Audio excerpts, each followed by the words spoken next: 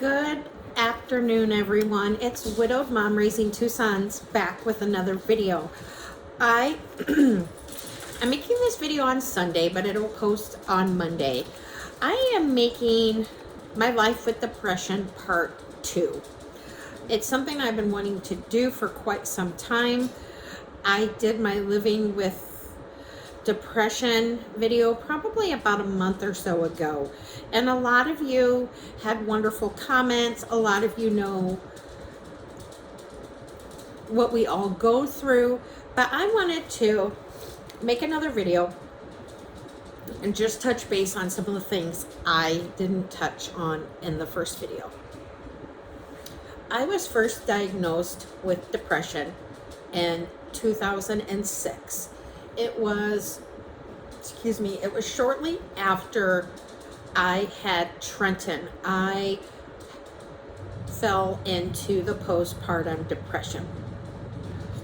It was terrible, awful. The things that go through your mind. I got very sick. I lost a ton of weight. I would lay in bed and cry, not want to do anything. I didn't want to be around Trenton. I couldn't stand the smell of the baby lotion, the baby soap.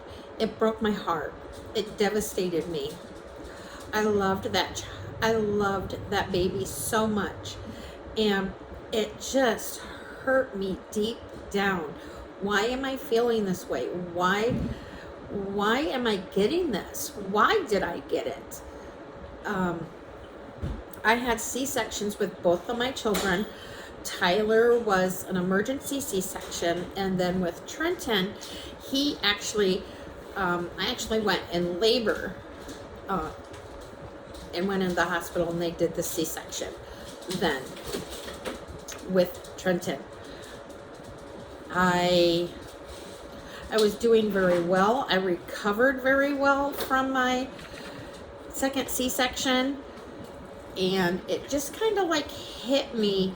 The postpartum depression hit me about I would say maybe a week or so after having him, and I didn't know what it was because I never felt that way before, and my husband didn't know what it was or why I was feeling that way. I just remember Tyler would always come upstairs, and he would lay in bed with me and just be like, "Mommy, what's wrong? What's wrong?" And it was just like, I don't know. And so we had a doctor's appointment. It was probably that week because I had to go in, be checked. Trenton had to be checked. And the doctor took one look at me and asked me what was wrong, and I just sobbed. And so he told us, what I was going through. He prescribed medication for me. I started the medication, but with the medication, it takes about a good 30 days for it to get in your system. And so I was still struggling. So after that, starting the medication, and I was recommended to a therapist. So I did do the therapy because my postpartum depression was bad. A lot of women, I'm sure, go through it. We've all heard the stories of some women, what happens when they have the postpartum depression. Yeah, I totally understand that now. I never hurt Trenton, but I'm not going to deny that I didn't have those thoughts, because you're just so distraught. You're so sick. You're so depressed. You're not you. I was okay with Tyler. I was totally okay with him. I'm truly grateful that I had a wonderful support system in my mother-in-law and my mom and my husband, because Kris had to take time off of work because I did not trust myself caring for Trenton, because I would get so sick from the smell of the baby lotion and changing of the diaper, and it was just awful. And I hated myself for that. I absolutely hated myself, because I thought, how can I feel this way when I absolutely love this baby boy? Because we had been trying and trying and trying to have a second baby. We wanted Tyler to have a sibling. And we were just so grateful and thankful, because we had been praying. Our church had been praying. And it was just so exciting when we found out. But it was just, it was an awful point in time in my life. And I want to say it took me a good 6 months to actually feel better. And then after that 6 months, then I had to, Trenton wasn't even a year old yet, and I had to have a emergency hysterectomy. So I had that surgery. Thank goodness I was stable then. I was able to take care of my kids. You know, after my husband did have to take some time off, because, you know, that surgery was very painful. I was in a lot of pain afterwards, and the healing time for me was, it was a long, long time, because I had both my children by C-section, and then my hysterectomy went, you know, from side to side, and it just took me a long time to recover from that. But I am thankful that I was able to care for my children.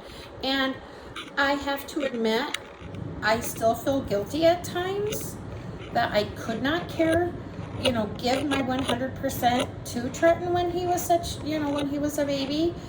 And that's that. I love both my kids very much nowadays. I've always loved my kids. I don't know what I'd do without my kids. And as I got better over the years, I had even told the doctor I'd like to try to go off my medication, you know, since I feel good, life is great, you know. And then my husband got sick.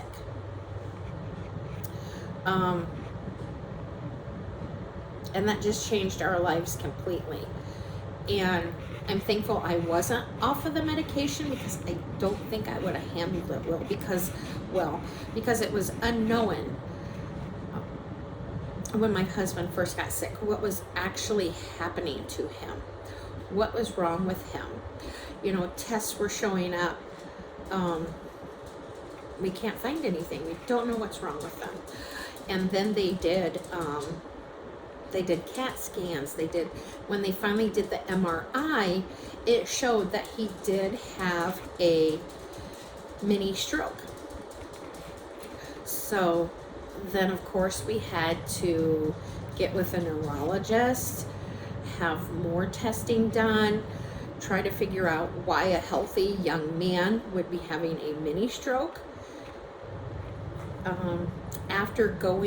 We had to go to Valparaiso, Indiana, to our neurologist there. And we spent a whole day there. Christian went through a series of tests. And then we got to meet with the neurologist like 2 weeks later to go over all of the test results. And we did that, and they really couldn't figure out why he had a mini stroke, because all of the tests were coming back. He was, fine. There was no blockage, nothing. So we were stumped. And so we left that appointment feeling kind of defeated that we didn't have the answers we needed. And he had his first mini stroke in August. Come November, the day before Thanksgiving that year, he had it was 2 days before Thanksgiving. He had another episode where he could physically not walk. If he tried to get up, he'd fall. He couldn't walk. So we ended up in our local emergency room, and they kind of just shrugged it off because he probably stayed in there about 8 hours. They ran tests, couldn't find anything, and Christian regained being able to walk. So they said as long as he could walk, he could go home. And they contacted the neurologist who we had at that time from Valparaiso, and he was just like, send him home. So we went home that night.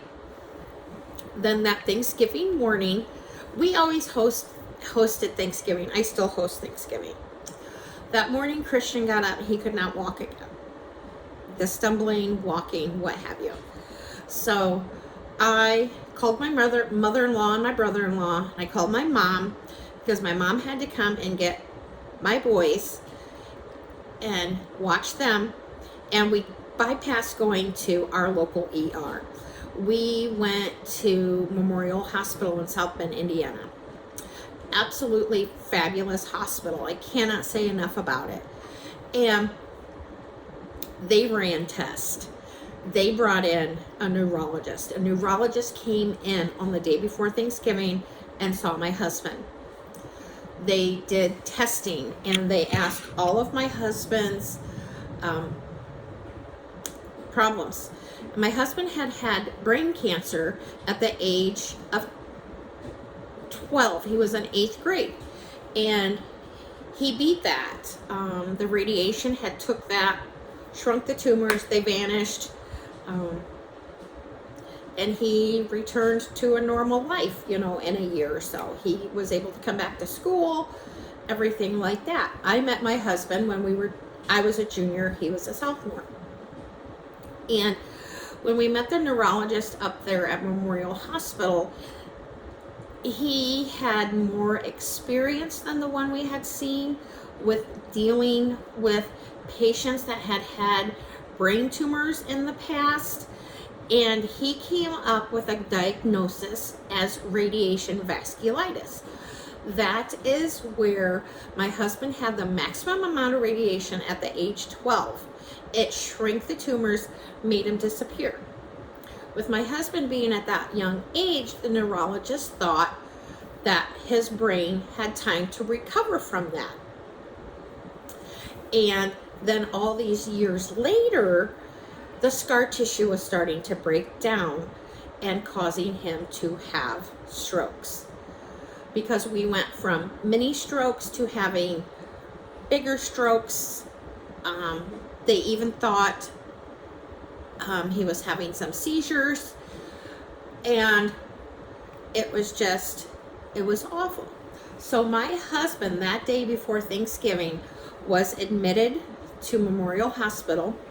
He spent 5 or 6 weeks in the rehab department there. He was able to come home Christmas Eve. We were able to bring him home Christmas Eve. The rehab helped him. He was doing good. He was able to walk, everything. He could not drive. They absolutely did not want him driving at all whatsoever. And so he did really, really good for about for a while. And then it came to be like January, and he had woke everybody up in the house. He was tearing the light fixture, the light plates over the light switch off the wall. He was seeing things, hearing things, just not well. So we rushed him to Memorial Hospital again, and explained what was going on. We took him to the local hospital because we just thought maybe it was a medication issue. And they did a MRI, and I'll never forget, I was in my husband's room. Trenton was up in bed with Kris, and the doctor told me the worst news possible. He said, "Kris, Christian has a tumor again." This time it was in the front part of his brain, and it was pretty big. He says, so we are transferring him to St. Joe Medical Center in Mishawaka. I said, I don't want him to go to St. Joe, Mishawaka. We want to go to Memorial Hospital. And he says, well, we had to switch neurologists then. And he says, the top surgeon is at St. Joe Medical Center in Mishawaka. So we took him there. We got, well, it wasn't good news, but the neurosurgeon that we had, he says, I do work at Memorial Hospital also. So we were fortunate enough. We told him we would prefer Memorial Hospital. So he did transfer Kris to Memorial Hospital to have more tests run. And he discovered that, he says, we're going to have to do surgery. He says, but he's going to have to be admitted to a nursing facility and go through rehab and go off of his blood thinners before I can go in and operate. So Kris spent about a month in rehab in a nursing facility, which broke his heart because he was in his 30s in a nursing home. We went and visited every day. And my depression was really starting to show because I was just like, how can this be happening to us? And I was just like, we have 2 young children. Why? And I was still so thankful I was on my medication. And so my husband had brain surgery in February, and the surgery took 9 hours. Worst day of my entire life.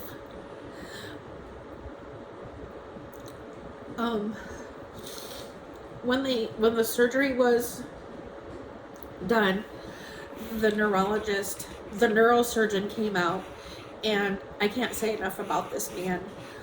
He came out and he said, it wasn't 1 tumor, it was 2 tumors. They were stacked up against each other, and they were the size of golf balls. So they had to do a lot of packing in that. And I remember, and he was going to be in the ICU. And I remember we were waiting by the ICU, and I caught a glimpse of them wheeling him to the ICU.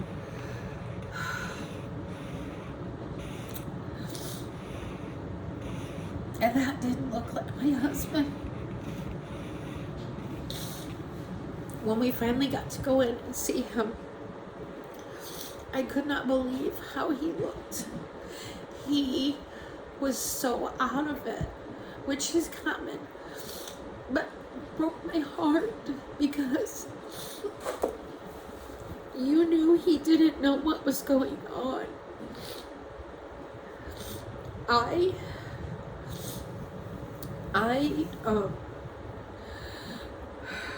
I passed out. They had to pick me up and put me in a wheelchair.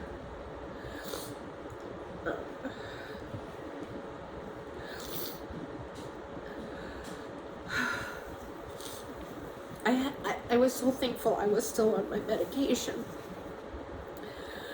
And, even though we had family support, I was thinking of my husband. I was thinking of my children. What are my boys? The boys didn't get to see him. And I wouldn't want the boys to have to see him that way. The neurosurgeon advised us to go home and get rest and to come back up in the morning. And so we did. My mother-in-law went back up in the morning. But that night, I got a phone call. They were taking Christian for an emergency CAT scan because he had had a seizure. And they were worried he was bleeding in the brain.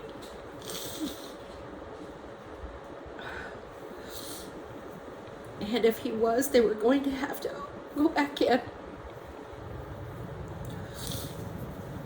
I was so thankful they didn't find any bleeding in the brain, but he did have a seizure. So Kris spent about a month in the hospital recovering and back in therapy. And then he had to be transferred back to the nursing facility for extensive rehab. And during this time, my husband was very depressed. He was on medication also. And he was never the same. Never the same. The neurosurgeon even said if they would have known it would have been 2 tumors, they wouldn't have done the surgery. But my husband was never the same after that.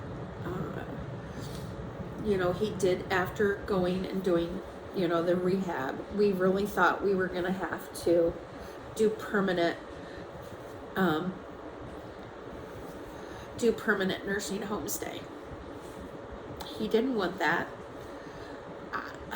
I didn't want that, but I was thinking, I have 2 small children. How am I going to do this all? So he was able to come home,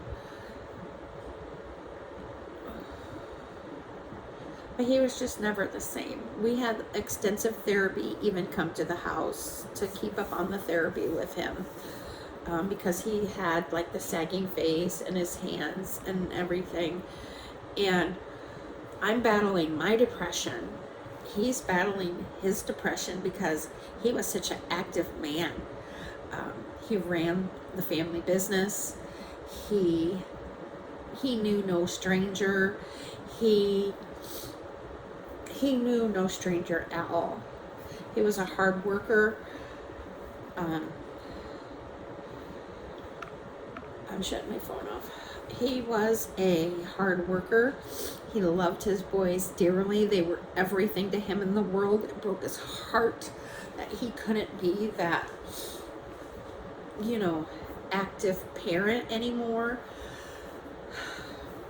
And then in about this beginning of summer that same year, he had a surgery done. It was 2012. That summer, his health started declining. He wasn't recovering from the surgery. He was continuing to have health issues. And we had been to the doctor. The doctors would say, you're going to continue to have health issues. You can continue to have strokes. The only thing they said we can do is let's get him on hospice. And you hear hospice and you think it's the end. And so we had hospice come in. And at that time, the only bedroom we had downstairs in our house at that time was the boys' toy room. So we converted the boys' toy room into Christian's room with hospice. Hospice was absolutely fabulous. They came in, they said, you know what? Just because you hear hospice, don't think it means the end. We've had patients that we take care of and they live for a very long time. So, and we became very good friends in that with hospice. But it's sad to say that November,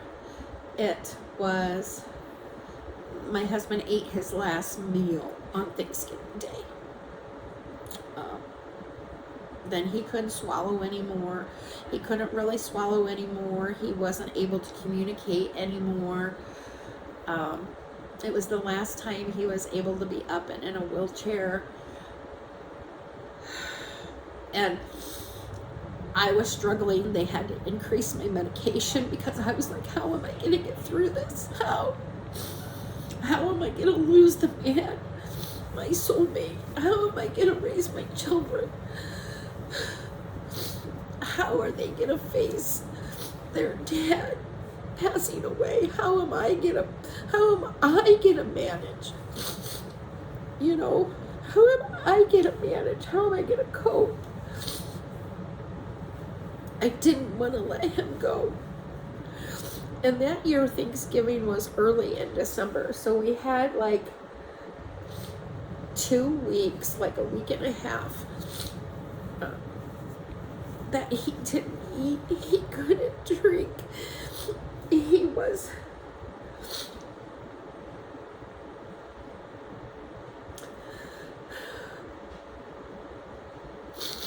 I knew his time was coming. We knew it. We knew it was just, he passed away on December 5th. And that night, December 4th, because we had been taking turns, people staying with him so we could sleep. That night I stayed with him. And I played all of our old shows that we liked, you know, uplifting shows. And the kids, each morning before they went to school, they'd always come in and say, "Bye, Daddy, we love you." They came in that morning like any other morning and said their goodbyes and told Daddy they loved him.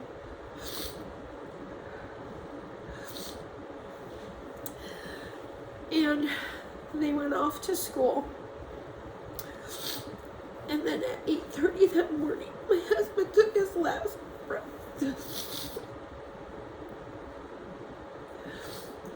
I lost my soulmate. I was devastated. Hospice comes in right away. They take care of him. They clean him up. They had a hard time doing it too because they absolutely loved my husband.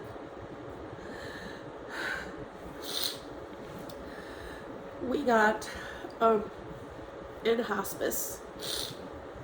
And once the funeral home came and took him out, that's something else I never want to see again either. Is when they came to take him to the funeral home.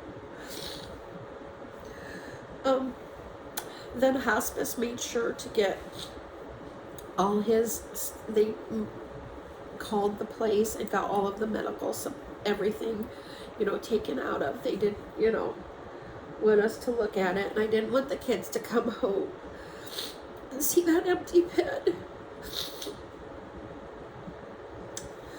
And after all of that was gone, I called the school and I said, I need to come pick my boys up. I remember going to the school to pick my boys up, and they knew. They knew.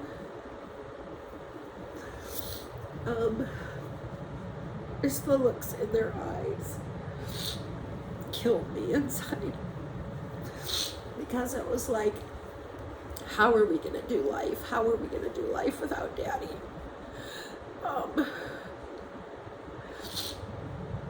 Because Trent was in kindergarten and Tyler was in 3rd grade. They were 6 and 9. And I didn't even know how I was going to do life. I fell in a deep depression, even on medication. I was so lost. I was so hurt. I was so mad. I would sit in Christian's room and isolate myself because I didn't want to deal with the world. I didn't want to deal with any of it. Luckily, I had family that would come in and make sure the boys were okay and take care of them. And they would come in and sit with me sometimes. But I fell in a deep depression. And I just didn't know how I was going to go on. And this brings me to a part I didn't address the first time in my video. I didn't want to live anymore. I didn't want to live without my soulmate. I didn't want to live without Christian. I wanted to be with Christian.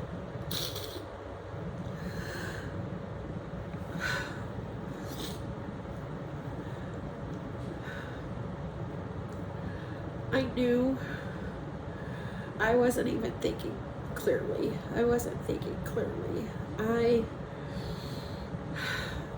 I guess I wasn't even thinking of my boys. I was only thinking about, I don't want to be here anymore. I just want to end my life. And thoughts of suicide came to me. But I don't want to be here. I want to go to heaven and be with Christian. And so I did think about suicide. I even wrote notes to all of my family. I didn't want to be here anymore. I was researching how much medicine you could take to commit suicide. I hate to admit that, but I did. I thought about committing suicide. I was very, very, very depressed. I did not want to go on. And I would hide it from friends and family. And I'd hide it from my children. But I didn't want to be here anymore. I had just given up all hope in the world. I was mad. I didn't want to do life anymore. Not at all. I know I'm not the only one that's ever thought about suicide, because when you are so depressed, you're not thinking clearly. Your mind is not functioning right. And mine was not functioning right. I was grieving. I was not thinking of anybody else. I just did not want to deal with life anymore. I had been with Christian since I was a junior in high school. I didn't know how to do life being single, being a widow. I didn't want to. I did not want to face that, because let's face it, after the funeral and everything, people still check on you, but then when that's gone, you're just like lost. And I did put up a good front. I'm fine, but deep down inside, I was dead. I didn't care. I did not care. Did I attempt suicide? I came close. I came very close. A few times. I'm admitting that. I'm not ashamed of it. It's something you have to talk about. It's something you have to deal with and talk about. And the 2 times that I failed, it was time my family was like, you need to seek help. So I did. I sought help. I was like, my medication's not working. I feel depressed. I feel worthless. I don't care about anything. So once again, therapy and change of medication. I'm happy to report I was able to get my life back on track. I was able to focus on my children. I focused on my boys. It'll be 8 years this December. I focused on raising my boys the best way I could for 7 years. 7 years I focused on them and my health. And I never thought I would fight this depression fight it, because that's what it is. It's a fight. You have to fight. You have to find that purpose. Because you feel you don't have a purpose, but you have to find that purpose. That purpose was my children. Now, if I wouldn't have had my children, I don't know. I don't know. But that's what my purpose was raising them, taking care of them, taking care of myself, getting us all back on track. And I am happy to say I did that. I still battle depression to this day. I still take medication to this day. I still have good days and I still have bad days. The holidays are very, very bad for me. Like Thanksgiving is this week. What are all my thoughts? My thoughts are all about that cycle. And then December 5th is a very hard day. Even 8 years later, it is still a hard day. I had to find my purpose, and I did. And my boys are 14 and 17 now, and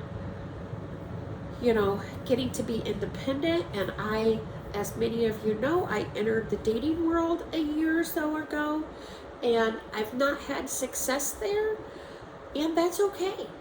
That's okay. Did I get depressed about it? Yeah, I did.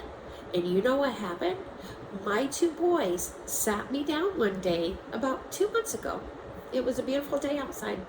Sat me down outside and they said, Mom, no more. You need to take a break.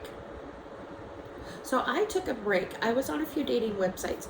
I took a break because they knew that it was causing me to have depression.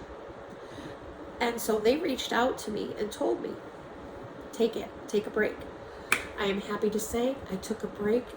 I felt wonderful. Wonderful. And I just felt refreshed. And then I met this man that I've known, and we'd been talking and chatting, and we were going to meet. And it's just like, never heard from him again.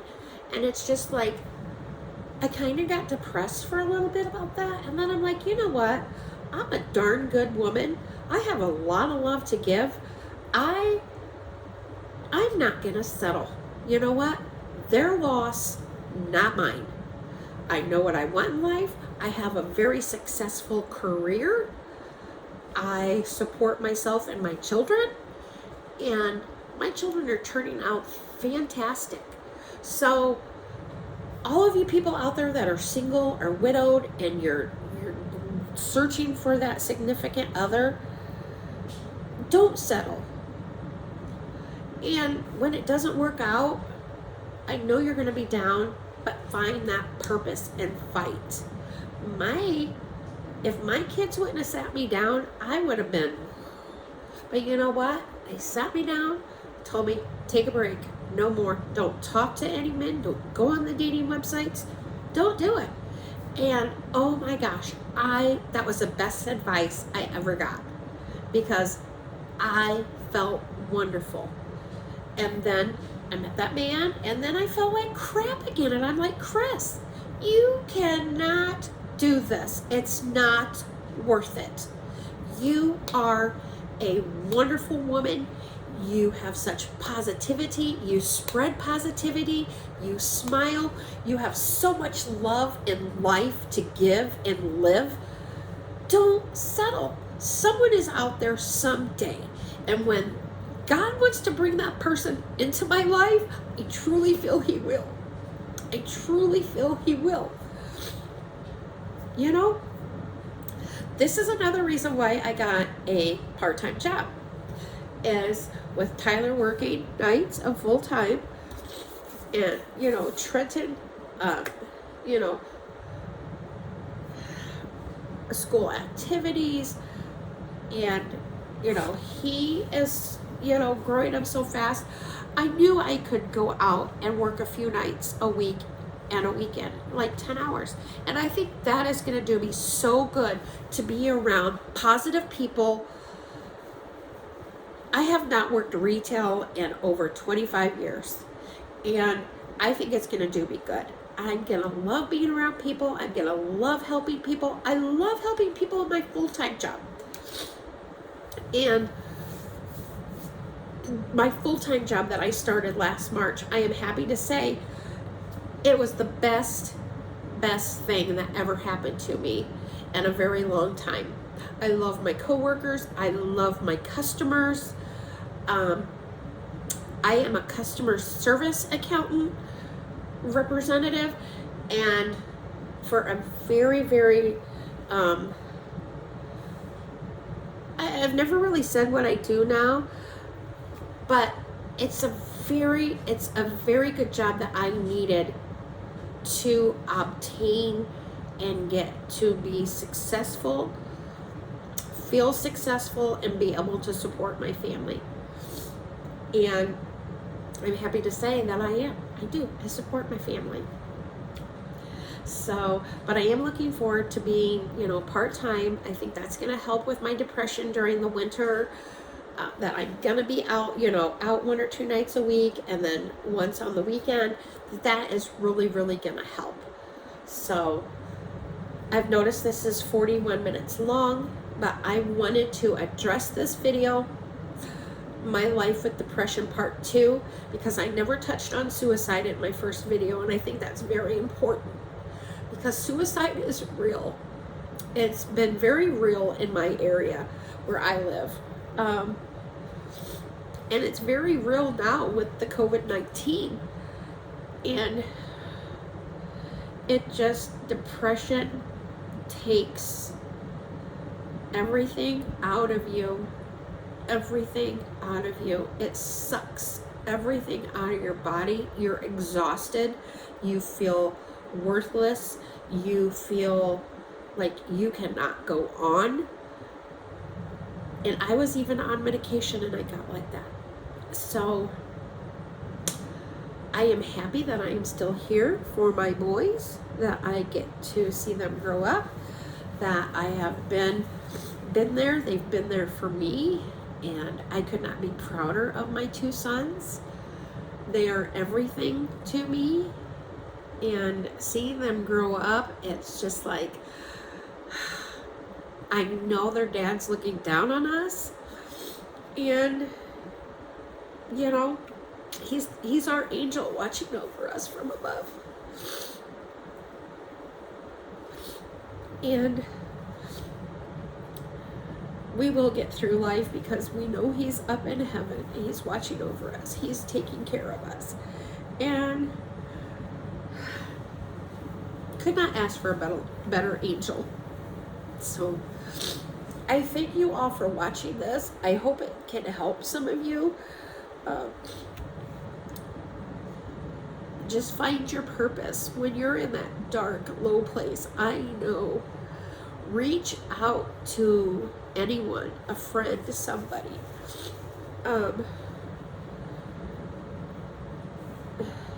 Because you have a purpose here on this earth, and you just have to find that. And I'm glad I found that and realized my purpose was my children and my family.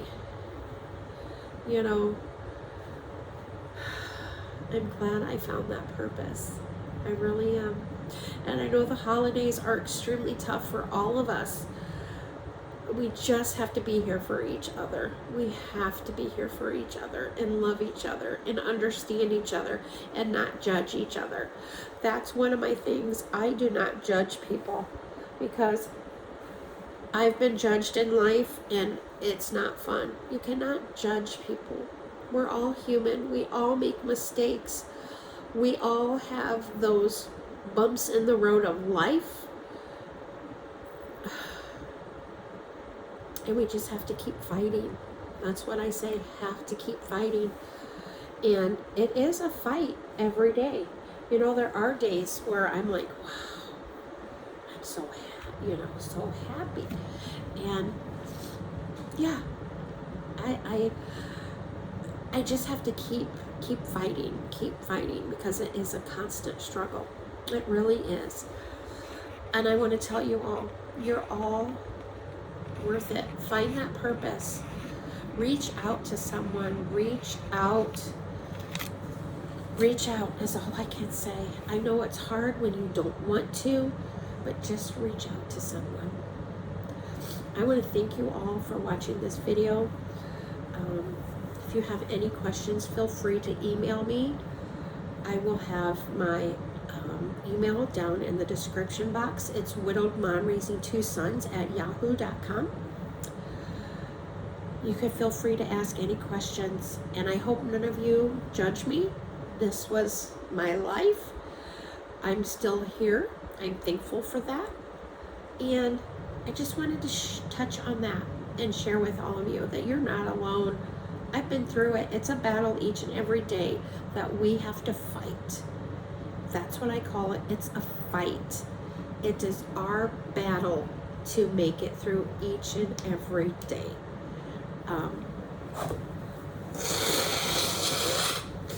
Excuse me, I'm sorry. I am still on medication. I will take medication for the rest of my life. When I went to the doctor 2 months ago, she put me on it's not different medication, it's just an extended release, because I was very depressed when I went into the doctor two months ago. I was struggling. And I reached out to her. I made the appointment. I knew I had to talk to somebody. I knew I had to get that help. And I'm so thankful I did, because the medication does help. It helps me rest. And you just got to keep fighting. And I know now that suicide is not the answer. That when you feel your depression and anxiety getting out of control, you need to make that appointment and go see your doctor or your therapist. You need to do that. And I'm so thankful that I learned that I need to do that. And I want to do life. And if I have to do life alone, I'm ready to do it when my kids graduate and move away or move to wherever. And I'm just going to have to fight. Keep fighting. So I guess that's my message, is keep fighting. It's a never-ending battle. It's a never-ending struggle. We have good days, we have bad days, but we're gonna make it. We're gonna make it. I pray, and I talk to Christian. I talk to my boys. I talk to McKenna. Yeah. You just have to find that purpose and strength in life to keep going. So I thank you all for watching. I'm going to upload this video on Monday. I filmed it on Sunday because I knew I would get emotional. So thank you all for watching. And like I said, find that purpose. Fight. We all need to fight this battle, because we're not alone. We're not alone. So thank you all. I love you all. I love all the support that you show to my channel. And I just thank you. And it'll be 2 years this December 25th that I started YouTube. And that was another purpose and fight in my life, was to start this channel. My boy said, Mom, you have to do something. And they encouraged me to do this. I absolutely love doing my YouTube channel. I will never, ever not do YouTube. But thank you for watching. I hope this helps in some small way. But please, please always reach out. You're not alone, and we can get through this. Thank you all. Have a blessed week. Stay safe, and I'll see you soon in my next video. Thank you.